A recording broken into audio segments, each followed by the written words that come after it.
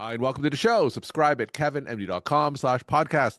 Today, we welcome back William Lynes. He's a urologist, and today's Kevin MD article is A Urologist's Perspective on Presidential Health Transparency. William, welcome back to the show. Hey, thank you for having me here on the first day of the year, Kevin. All right, and a happy new year to you too. And this episode will probably go out later this month. Tell us what this article is about. Well, I'm a urologist, and I'm particularly interested in prostate cancer. And so in May of last year, when it was announced that President Biden had widespread high-grade adenocarcinoma of the prostate, metastatic to bone, it really, it opened my ears. If you recall, President Biden was in office and left office in January of last year. And when he left office, he was said to be basically healthy. In February of 24, which would have been 10 months before he left office, Kevin O'Connor, his primary doctor, released a press release that said that all of his medical conditions were stable. He listed atrial fibrillation as a problem with a normal echocardiogram and other minor things like some peripheral neuropathy in his feet. He has sleep apnea like I do, but that was it.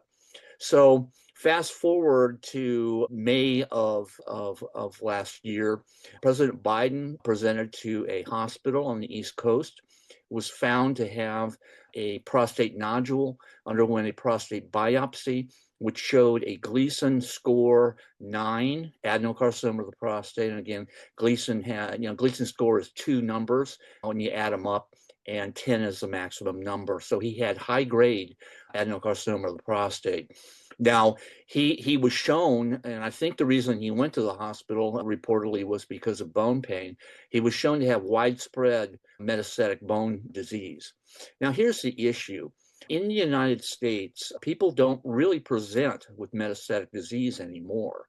Since the advent of PSA, whereas before that, maybe 30 to 50% of people with metastatic prostate cancer presented with metastatic disease, it's now 3 to 5%. So it's very unusual for somebody to walk into a hospital in America, and really unusual for the President of the United States to do that and be found to have metastatic prostate cancer. So as you mentioned, I'm a urologist, and I'm not really an expert on anything except urology, and especially prostate cancer. I practiced with my residency for 22 years. I saw essentially thousands of people with prostate cancer. Before I left my practice in 2003, I actually did a survey of my practice, and because I was wondering how many people in my practice, men, have prostate cancer, and I pulled like 200 charts, and I found that over 50% of them had in some form or another prostate cancer. A lot of them occult, but many of them with metastatic disease and so forth. And so I lived and breathed prostate cancer, and so let me just tell you that you don't have metastatic prostate cancer just for 5 months. It is predated that way back. You don't have prostate cancer in just 5 months. You don't even have metastatic disease just for 5 months. And so I make the case, I think it's pretty clear that President Biden had prostate cancer in the White House and that it was metastatic. In addition, let's say that they knew that over 90% of Americans who have metastatic prostate cancer are actually treated in this country nowadays. We have evolved into early hormonal therapy, and definitely he would have been treated. So now the argument has been that President Biden, as many people, and perhaps this is a good thing to do, elected when he was 70, when he had a normal PSA, to not have any PSAs during the rest of his life. Now he's 81, so that's 11 years. I think it's probably unlikely he did not have a PSA. However, let's say he did not. People say, well, then they wouldn't have known he had prostate cancer. No. Let's just go back to, let's say, the late 80s, early 90s, before the advent of PSA. How did we detect prostate cancer? Well, the mainstay was rectal examination. Now, The majority of prostate cancers are detectable on rectal examination if you know how to do a rectal exam. Now, President Biden specifically is known to have had a prostate nodule. That's why he had a prostate biopsy reportedly. So he should have been picked up on rectal examination. That would have been something that should have been done multiple times during his lifetime. Now, blood tests. Yeah, let's say he didn't have a PSA. What are the other blood tests used to detect prostate cancer? Well, there's two of them. One which is commonly drawn, one which isn't. One that isn't is acid phosphatase. It is elevated in almost all patients who have metastatic disease, prostate cancer, but it's very unusual because it's only used for prostate cancer. So probably didn't have one of those. Alkaline phosphatase is the second one, however. It is almost always elevated again in metastatic prostate cancer.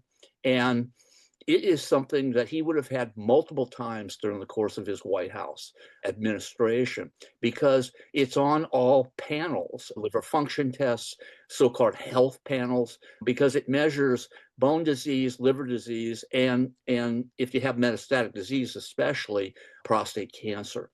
So it doesn't hold water. In addition, I've heard that he has quite pronounced arthritic problems. And he would have had x-rays, not a lot of sensitivity for picking up prostate cancer, but in the axial skeleton, they are. And if he had a lot of arthritis, he would have had a bone scan. Bone scan is almost 100% diagnostic in metastatic prostate cancer.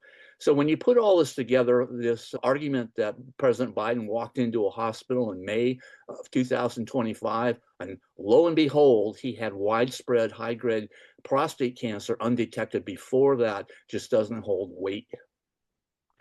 Give us a sense of the typical progression for prostate cancer to get to the stage Yeah. where it was diagnosed in President Biden. In order for a prostate cancer to become high grade metastatic, Yeah. what kind of Yeah. time course are we talking about? Well, first of all, autopsy studies will find a tremendous incidence of prostate cancer, and a great majority of them are called. So it's very, very long. I think it's hard to come up with these numbers, but I would say from the onset, or let's just say the localized process of prostate cancer to widespread metastatic disease is usually 5 to 10 years. Mhm. Like I said, I have a real sense of prostate cancer. I had one patient who in my entire career who had a prostate nodule and elected not to have a biopsy. And I said, well, I think he was 70, and that's fine. And he was dead in 6 months. That is the only person I have ever seen who had this rapid progression. And like I said, I've treated thousands, but it's 5 to 10 years. Sure.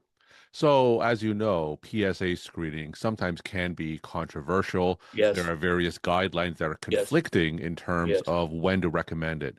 right, Let's say if President Biden was your patient when he was mhm, 65 years old, what right. would your recommendation for PSA screening be to him if he was 65 years old? Let's say 70. Sure. Okay. I sort of use that cutoff between people who should be treated with prostate cancer or not, but it's not a simple issue. I would have explained the pluses and minuses. I would explain the fact that a great majority of people who are above 70 who have prostate cancer never die of prostate cancer. I wasn't a big advocate for screening people, especially in that age group. So I wouldn't have recommended it against it, especially to a president, but he should have been aware of that. And almost everybody in that situation, especially a president, says, I want a PSA. I've Mhm. had them every year for the last 6, 7 years. Why don't I continue? So I would have, not told him what to do, but say that I think he probably shouldn't, but it would have been up to him. Just to be clear for the listeners in terms of the downsides of PSA screening, just clarify and synthesize what are some of the downsides of PSA screening in that Right. age group of their 70s? Well, false positives are not a problem. I don't think. I think that when it's elevated, it's very likely. It's a very good test for prostate cancer. The main problem is over treatment. So many people are never going to die of prostate cancer, but yet they are committed to treatment, hormonal therapy, surgical therapy, and that's a real problem. I've done radical prostatectomies on many people who, in retrospect, should not have had that procedure, and yet it carries significant morbidity. So the main thing is over detection and over treatment. So, assuming that President Biden got first diagnosed, and we'll take their reports at face value, with metastatic prostate cancer in his early 80s, right? Right. Assuming, let's say he did get a PSA screening in his 70s, in all likelihood, would they have been elevated in order for that time course for him to Right. be diagnosed with metastatic cancer in his early 80s? I have to assume it wasn't. That would be 8, that would be 11 years. It's very likely that somebody who was 70 had a normal PSA, but when they're 81, I guarantee you he has a very elevated PSA now. So that's not, that's not questionable in my mind. But some of these indirect tests, like you said, perhaps a bone scan, some of Mhm. these secondary blood markers, Mhm. that most likely would have diagnosed it earlier than they disclosed it. Bone scan would have picked him up when he had metastatic disease. Alkaline phosphatase would have picked him up when he had metastatic disease. Acid phosphatase as well. Like I said, you have to get axial skeletal x-rays and really sort of thinking about prostate cancer for x-rays to make that diagnosis. But rectal examination was abnormal for many, many years in his life. I guarantee that. In your article, you question some of the decisions that the doctor made, Dr. Kevin O'Connor. So, Yes. what do you think he should have done in this circumstance? Well, let's just say that he counseled President Biden on the issues of PSA and didn't do them. He should have done a rectal examination on a regular basis. He should have picked that nodule up during the White House times, perhaps before that. And he should have been looking at his abnormal alkaline phosphatases. So Dr. O'Connor is either negligent, incompetent, or he is more likely part of a significant medical cover-up. How sensitive is the rectal exam for prostate cancer? And you mentioned that Biden had a history of a prostate nodule. Right. My understanding, a rectal exam has a variable sensitivity for picking that up. So if he did do a rectal exam, isn't it not out of the realm of possibility that he simply missed it or it wasn't picked up just because of that low sensitivity? Yeah, really, just a urologist knows how to do a digital rectal exam. I'm not talking about rectal exam for other things. I'm talking about examining the prostate. Yeah, it's not an easy thing to do. It's also not an easy thing to convince the president to have that done. And so I can sort of say, okay, but we're talking about the president of the United States, and he is a primary care doctor. And so, okay, maybe he didn't do one, but the guy had arthritic pains. He should have had alkaline phosphatases. He was 81. Now, Kevin, in autopsy series, there's occult prostate cancer in 80% of people who are 80. So you should have a high index of suspicion. No, I don't let him off the hook because he didn't know how to do a rectal exam. He should have known how. Tell us more about the high alkaline phosphatase because sometimes I see that isolated in my own patients and Right, elderly men. right. So, are we talking just an isolated alkaline phosphatase should potentially lead to a suspicion of some type of bone disorder, and in this case, potential metastatic bone disorder? Well, there's two reasons for having an elevated alkaline phosphatase. One is liver disease, and the other is bone disease. So, I mean, you probably see it all the time. But I mean, if you're going to get the tests, do the workup for it. And should have looked at his liver. Well, the other ones were normal, so okay, forget about alkaline phosphatase. No, and start questioning whether or not there's bone disease. So it's PSA is a great test, but alkaline phosphatase, I guarantee it's elevated now, Kevin. So, if this was picked up earlier, let's say President Biden had a PSA in his 70s that was elevated and Right. potentially picking this up earlier, tell us what kind of options a man at that age typically would have. You mentioned a few earlier. Well, elevated PSA in elderly people does not always precipitate biopsy MRIs now because of the thing that I mentioned, which is a lot of people with prostate cancer. Yeah, you might say, well, it's elevated, President Biden. You probably have prostate cancer, but you're probably going to elect to not be treated. And so some people elect not to have a biopsy, MRI, etc. I don't think the president would have done that. I think that if he had an elevated PSA, he would have had a biopsy. The majority of people in the United States do, and he's the president with world-class, quote unquote, medical care his entire life. So I don't know if that answers your question. And earlier you inferred a potential medical cover-up. So are you saying that it was covered up because, of course, he was going for re-election, and news like a diagnosis of prostate cancer could certainly derail his campaign? Well, see, it's mixed into this cognitive decline cover-up. And I think prostate cancer is really important, but his brain and his ability to think, there's just no question he was not qualified to be president during his administration, in my opinion. And why they covered that up, you're mentioning some of it. He wanted to be a president for 2 terms, not 1.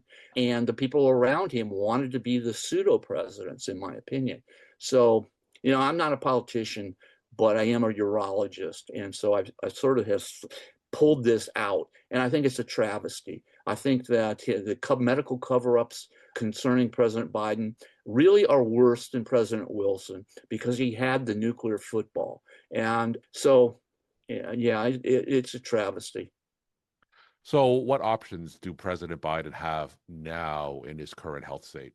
Well, I can almost guarantee you that he's on hormonal therapy. Now, if what I am saying is true, which he was already treated during the White House years, he may have castrate-resistant metastatic prostate cancer, which means he's not just on androgen deprivation, usually Lupron, but he's on other things, chemotherapy and other hormonal agents. So, but right now, let's just say he presented with this. He's on hormonal therapy 99.9%, and that most likely involves the drugs like Lupron.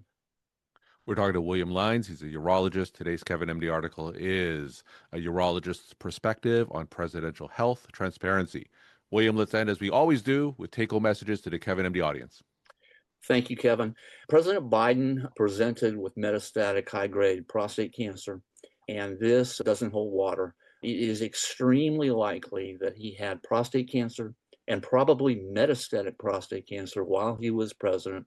And I argue that he probably was treated during his administration.